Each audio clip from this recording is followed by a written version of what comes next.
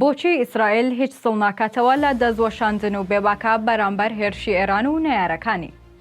نهێنی سیستەمە بەرگریەکانی ئیسرائیل کە 99 مەترسیەکانی سەر وڵاتەکەیان لە کاتی جەنگ کەم دەکەنەوە چییە؟ ئیسرائیل ئێستا خەریکە دەبێتە وڵاتێکی تاکجەمسەری هەرێمی لە ڕۆژهەڵاتی ناوەڕاست. هیچ کام لە وڵاتانی ڕۆژهەڵاتی ناوەڕاست هێندەی ئیسرائیل هێز و توانای هێرشبردن و شەڕیان نییە. ئەو بێباکانە دەتوانێت لە یەک کاتدا لەناو ئێران و لوبنان و سووریا و غەزەش دوژمنەکانی بکاتە ئامانج. هیچ ترسیشی لە وڵامدانەوەی دوژمنەکانی نییە، وەکەوەی بەرامبەر بە ئێران کردی و زۆربەی بەرپرسەکانی ئەو وڵاتەی کوشت.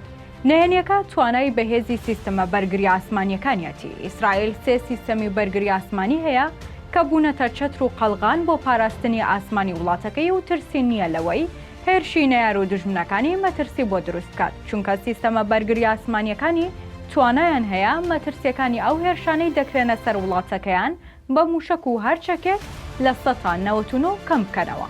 واتە ئەگەر 100 موشک ڕەوانەی ئیسرائیل بکرێت دەتوانێت 99 دانەیان پوچەڵ بکەنەوە. سیستەمی بەرگری گومەزی ئاسنین گرنگترین سیستەمی بەرگری ئاسمانی پێشکەوتووە، یەکێکە لە سیستەمە بەهێزەکانی بەرگری ئاسمانی ئەو وڵاتە.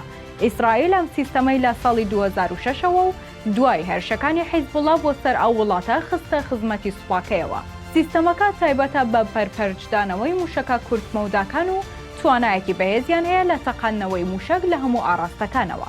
سیستەمی بەرگری قەڵغانی داود یەکێکی ترە لە سیستەمە بەرگریەکانی ئیسرائیل و توانای هەیە کە لە هەر 4 ئاراستەکە و لە یەک کاتدا موشەکەکان پوچەڵ بکاتەوە.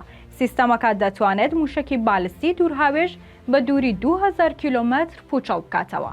ئیسرائیل بەهۆی ئەم سیستەمە بەرگری ئاسمانیانەی کە هەیەتی باکی بە هیچ وڵاتێکی ناوچەکە نییە و وەک ئەوەی ویستی بەرامبەر بە ئێران کردی.